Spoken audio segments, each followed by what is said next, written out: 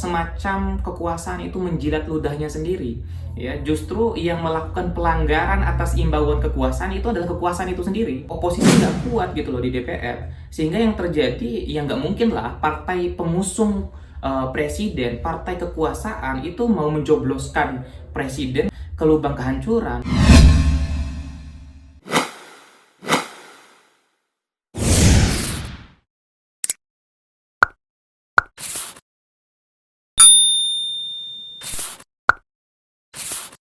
Halo, Assalamualaikum warahmatullahi wabarakatuh. Kembali lagi bersama Yusril Ihza Mahendra di channel YouTube Yusril Ihza.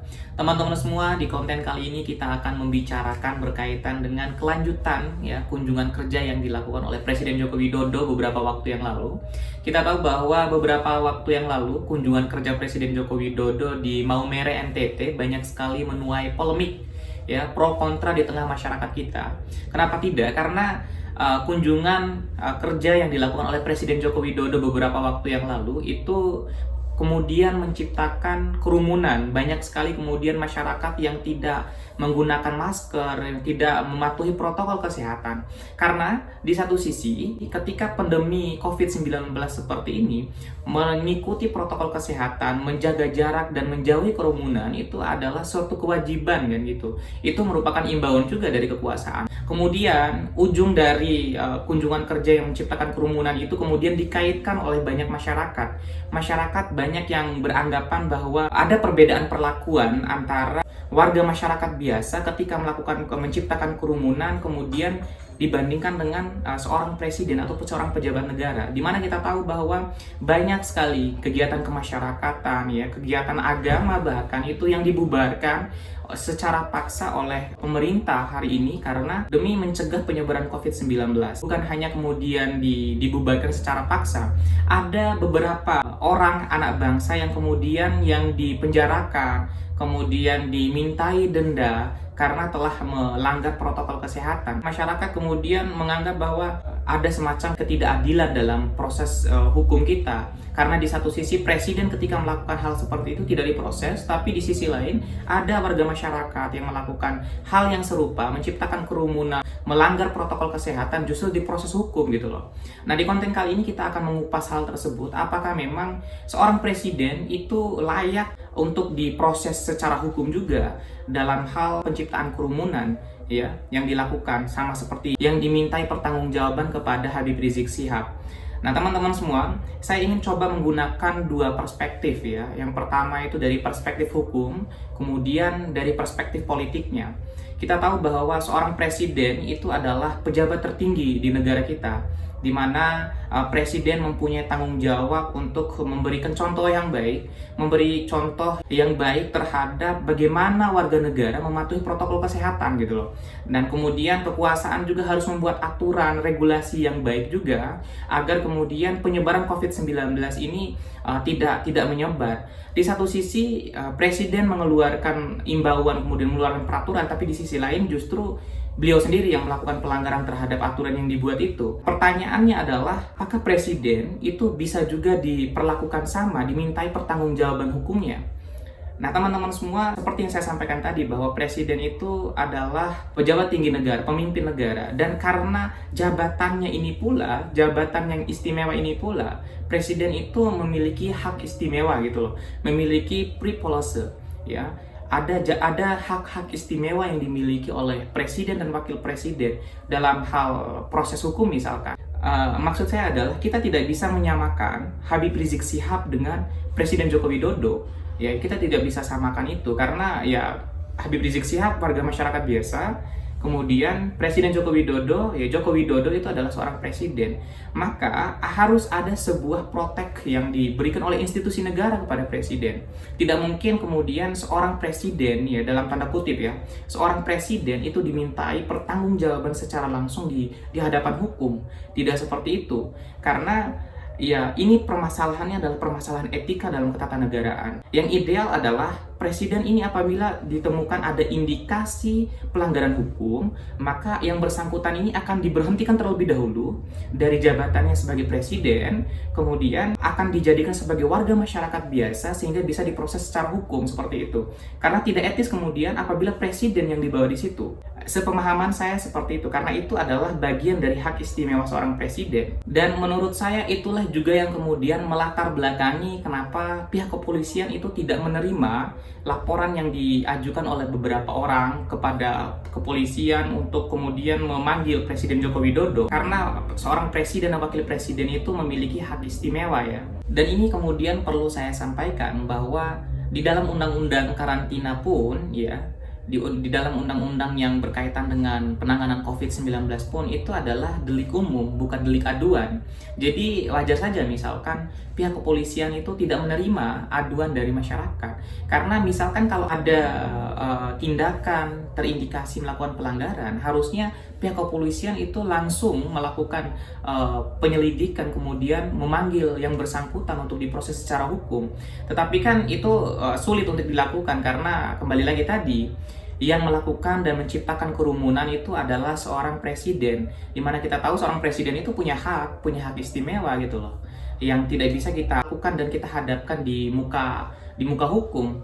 Karena yaitu, apa kata orang, misalkan nanti di headline suatu kabar berita Presiden Republik Indonesia itu diproses hukum, kan tidak etis kan, tidak enak kita dengar kan seperti itu. Tetapi idealnya adalah warga masyarakat itu melaporkan kepada Dewan Perwakilan Rakyat ya atas adanya indikasi pelanggaran, karena pelanggaran yang dilakukan oleh Presiden Joko Widodo menciptakan kerumunan oleh kekuasaan hari ini itu bukan hanya sekali kemarin di Maumere, tapi ada beberapa tindakan-tindakan yang lain juga gitu loh, yang kemudian justru menciptakan kerumunan dan melanggar protokol kesehatan.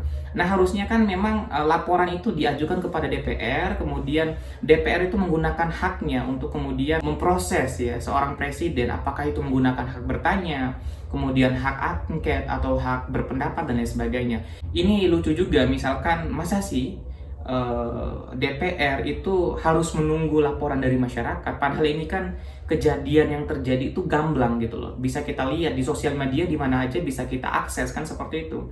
Harusnya DPR juga itu responsif atas kecemasan di tengah masyarakat kita, bahwa nanti kemudian akan tercipta ketidakpercayaan rakyat kepada penegakan hukum, karena ya itu masyarakat kan banyak yang nggak tahu bahwa prosedurnya itu seperti itu. Sehingga menurut saya harusnya anggota DPR atau DPR sebagai suatu lembaga negara yang mewakili rakyat itu harusnya berbicara secara formal ya, menyampaikan atau memanggil Presiden Joko Widodo untuk kemudian mengklarifikasi tindakan-tindakan yang dilakukan itu memang ada unsur pelanggarannya atau seperti apa. Karena itu penting, karena ini berkaitan langsung dengan kepercayaan rakyat kepada Dewan Perwakilan Rakyat juga kan seperti itu.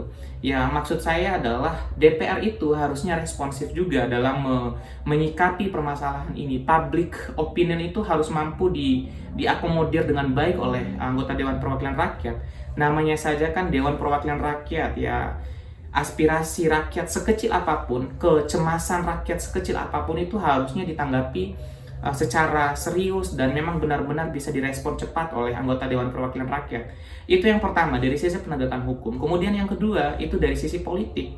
Saya selalu sampaikan di beberapa konten sebelumnya bahwa dampak buruk dari tidak adanya oposisi adalah adanya keleluasaan kekuasaan untuk mensia-siakan rakyatnya, untuk mendiskriminasikan rakyatnya. Dari kejadian Presiden Joko Widodo ini, kerumunan yang diciptakan oleh kunjungan kerja Presiden Joko Widodo ini sudah tampak sangat jelas bahwa kehadiran oposisi itu sangat dibutuhkan. Karena harusnya ketika oposisi itu ada di dalam parlemen secara kuat ya, kedudukannya itu ada, yang akan kemudian mempelopori, menginisiasi dimintainya pertanggungjawaban atas perlakuan Presiden Joko Widodo, kunjungan kerja yang dilakukan oleh Presiden Joko Widodo yang melanggar protokol kesehatan, itu bisa dilakukan oleh DPR, ya, bisa dilakukan oleh oposisi. Tetapi kan yang terjadi hari ini tidak ada oposisi nggak kuat gitu loh di DPR, sehingga yang terjadi ya nggak mungkin lah partai pengusung presiden, partai kekuasaan itu mau menjobloskan presiden ke lubang kehancuran kekuasaan, kan nggak mungkin seperti itu logikanya. Nah, ini menjadi sesuatu hal yang menurut saya menjadi pelajaran penting bagi kita. Bagaimana kita bisa dewasa dalam berpolitik, juga matang dalam berhukum. Karena presiden dan DPR itu adalah cerminan dari rakyat. Ya, presiden dan DPR itu menjalankan tanggung jawab yang besar. Presiden menjalankan tugas untuk mensejahterakan rakyat, kemudian DPR mempunyai tugas untuk menyampaikan keinginan rakyat untuk sejahtera. Ini kan satu skema yang harusnya dipahami betul oleh DPR sebagai institusi negara dan presiden sebagai institusi negara di eksekutif. Harusnya kan seperti itu, sehingga tercipta suatu proses berdemokrasi yang baik, suatu proses kehidupan bernegara, karena kita menginginkan adanya kepercayaan rakyat kepada proses penegakan hukum. Karena tentunya kita menginginkan adanya trust rakyat kepada kekuasaan, kepada DPR maupun kepada presiden. Ini masukan kepada Presiden Joko Widodo, kepada kekuasaan hari ini, ya minimalisirlah kegiatan-kegiatan yang memang menciptakan kerumunan, kemudian coba mengintrospeksi diri gitu loh. Coba lihat lagi, berkaca lagi bahwa yang dilakukan ini banyak sekali bertentangan dengan apa yang sebelumnya disampaikan oleh kekuasaan. Kemudian masukan juga buat DPR. DPR, Dewan Perwakilan Rakyat, itu adalah wakil rakyat. Mereka bertugas dan punya tanggung jawab untuk kemudian mewakili rakyat. Ya, sekecil apapun suara dari rakyat, sekecil apapun bisikan dari rakyat, tapi itu merupakan bagian dari jerit-jerit masyarakat, itu harus ditampung oleh DPR, kemudian disampaikan bahwa memang rakyat membutuhkan keadilan dan kekuasaan tidak boleh tidak berbuat adil.